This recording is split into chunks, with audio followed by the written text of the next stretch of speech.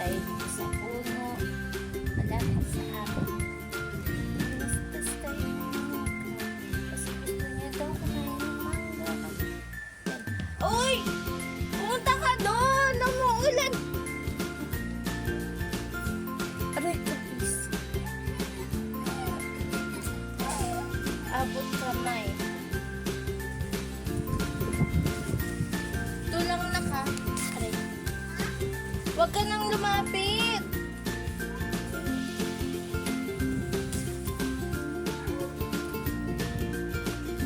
Sa mangga. Maamon. At ito na nga guys, mga pabebe. Magbabalat na ang pabebe niyong mama ng mangga. Ito sa part na to, hirap magbalat. Paano naman kasi yung kutsilyo ko mapurol. Syempre, bago ang lahat, i-share ko muna. Itong mangga na to, na kakain namin ni Colleen, hindi talaga sa aming puno yan. Sa may-ari ng bahay sa baba. Kapatid siya ng may-ari ng bahay namin.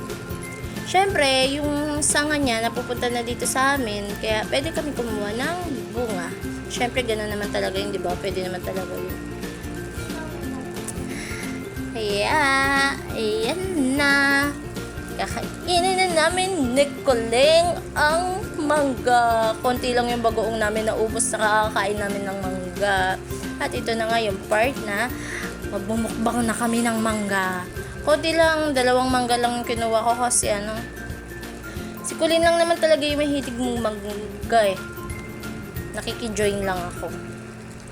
Dito sa part na to, ayan, ang daldal ng anak ko.